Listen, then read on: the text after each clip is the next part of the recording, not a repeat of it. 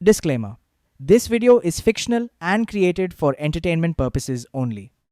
Some characters, dialogues, and events are imagined and may not reflect real historical facts about Leonardo da Vinci. And use headphones for the best experience.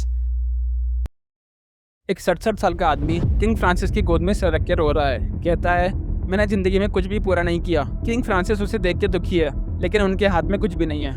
साल है 1452। Vinci गांव। एक rice बिगड़ेल बाप का एक लड़का पैदा होता है। उसके पैदा होते ही बाप ने उसे अपनाने से मना कर दिया और समाज के डर से उसकी माँ किसी और के साथ भाग गई। इस बच्चे का नाम था लियोनार्डो डा विंची। लियोनार्डो जब 14 साल का हुआ, उसने अपना स्कूल छोड़ दिया और फ्लोरेंस के एक मशहूर कलाकार वेरोचियो के पास काम करने लग गया। वेरोचियो उससे पूरा दिन पोछा लगवाता, अपने गंदे कपड़े साफ करवाता और बाकी काम कराता। कहने का मतलब, वेरोचियो ने लियोनार्डो को अपना नौकर बना रखा था। लियोनार्डो की बड़ी मिन्नतों और वेरोचियो की बहुत मार खाने के बाद लियोनार्डो को अपनी ज़िंदगी की पहली पेंटिंग बनाने का मौका मिला। लियोनार्डो की अपनी पेंटिंग को ख़त्म करने से पहले ही वेरोचियो उससे बुरी तरह इम्प्रेस हो चुका था। उसके बाद वेरोचियो लियोनार्डो के ब्रश स्ट्रोक की तारीफ करते हुए नहीं थकता था। लेकिन जब पहली बार लियोनार्डो ने पेंटिंग बनाई थी, तो वेरोचियो की खुशी देखकर उसने अपनी पेंटिंग अधूरी छोड़ दी। और ऐसा वेरोचियो को लगता था। लेकिन बाद में जब लियोनार्डो अपनी हर पेंटिंग को अधूरा छोड़ने लग गया, तब वेरोचियो को समझ में आया कि लियोनार्डो के साथ कुछ तो दिक्कत है। और इसी दिक्कत ने लियोनार्डो की आने वाली पूरी ज़िंदगी में प्रॉब्लम्स का एक नया चैप्टर बना के रख दिया। Chapter 2, the cursed child. साल 1482 आते आते लियोनार्डो अपने पूरे देश में फेमस हो चुका था और उसी वक्त मिलान के राजा ने उसे 24 फुट लंबा ब्रॉन्ज का घोड़ा बनाने का ऑर्डर दिया। लियोनार्डो के लिए ये करो या मरो वाली सिचुएशन थी। जैसे जैसे मूर्ति बन रही थी, लोगों को लगा कि ये बहुत ही शानदार मूर्ति बनेगी और उसी वक्त शायद लोगों की नज़र लग गई और या शायद लियोनार्डो का कर्ज उसका पीछा नहीं छोड़ रहा था। ब्रॉन्ज का 24 फुट लंबा घोड़ा बनने से कुछ टाइम पहले ही मिलान में एक बड़ा युद्ध छिड़ गया। जिस ब्रॉन्ज से, जिस तांबे से 24 फुट लंबी घोड़े की मूर्ति बन रही थी, उसी तांबे को पिघला के तोपें बना दी गई। पूरा शहर जंग में कूद गया था, लेकिन लियोनार्डो के मन में अभी भी एक सवाल था, क्या उसका अगला काम भी ऐसे ही अधूरा रह जाएगा? चैप्टर 3, द लास्ट सपर। चीज़ों को अधूरा छोड़ने की बात लियोनार्डो के दिमाग से उतर नहीं रही थी। लोगों के ताने भी शुरू हो गए थे। लियोनार्डो शायद खुद को प्रूव करना चाहता था कि वो कुछ भी काम अधूरा नहीं छोड़ता। हिस्ट्री के मुताबिक वॉर के इंसिडेंट के बाद लियोनार्डो के काम में एक अलग चमक आ गई थी।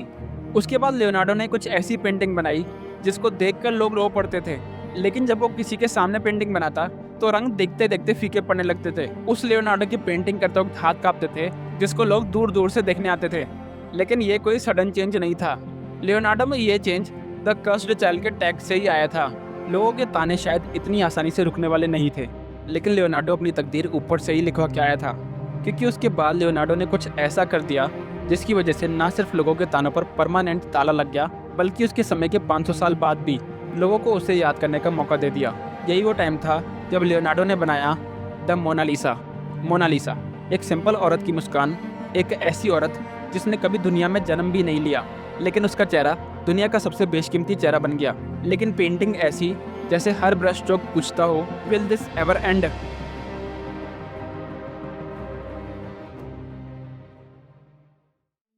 Chapter 4, and is infinity. समय खत्म हो रहा है। उस वक्त का वेस्टर्न वर्ल्ड अपने सबसे खराब समय से गुजर रहा था। पूरे देश में भुखमरी और गरीबी अपने चरम सीमा पर थी। भुखमरी और गरीबी की वजह से लियोनार्डो के पूरे देश में दंगे हो रहे थे। आम जनता ने राजा के खिलाफ मोर्चा खोल दिया था। बड़े बड़े मंत्रियों ने भी राजा के महल में आश्रय ले लिया था। फ्रांस के राजा ने लियोनार्डो को अपने महल में एक कमरा दे दिया ताकि लियोनार्डो अपनी कला पर फोकस कर सके। लेकिन राजा को नहीं पता था कि लियोनार्डो का टाइम नजदीक है। 2 मई 1519 लियोनार्डो फ्रांस के राजा किंग फ्रांसिस की गोद में सर रख के रो रहा है। राजा के मंत्री लियोनार्डो की तरफ देख रहे हैं। लियोनार्डो बहुत कुछ कहना चाहता है, लेकिन शायद जिंदगी में पहली बार लियोनार्डो के पास शब्द ही नहीं है कि अपनी बातों सही से कह सके, या कुछ ना कहना ही लियोनार्डो का सब कुछ कहना था। लियोनार्डो अपनी आखिरी सांसें ले रहा था।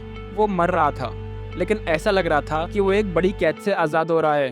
पैदा होने से लेकर आखिरी सांस तक उसने कितने ऐसी तकलीफें झेली जिसकी गलती उसने कभी की ही नहीं थी, लेकिन फिर भी हर परेशानी, प्रॉब्लम का अपने नज़रिए से हल निकाला। मरने से पहले उसने खुद से किया हुआ वादा पूरा किया, लेकिन फिर भी वो किंग फ्रांसिस की गोद में यह कहकर मरा कि उसने अपनी पूरी ज़िंदगी में कोई काम पूरा नहीं किया। और उसकी अधूरी इन्वेंशन जो उसने बनाई थी, मोनालिसा, और उसकी अधूरी इन्वेंशन दुनिया की आज के ज़माने तक सबसे महंगी पेंटिंग जिस पेंटिंग की वजह से दुनिया में कितने युद्ध भी हुए हैं, और लियोनार्डो के 500 साल पहले के बनाए हुए अधूरे हेलीकॉप्टर, मशीन गन जो आज के ज़माने में भी काम करते हैं। तो अब सबसे बड़ा सवाल ये है कि आखिर क्यों हिस्ट्री ने लियोनार्डो को काम अधूरा छोड़ने वाले का टैग दे रखा है। See you in the next video, और कमेंट सेक्शन खुला है। Let me know what you no.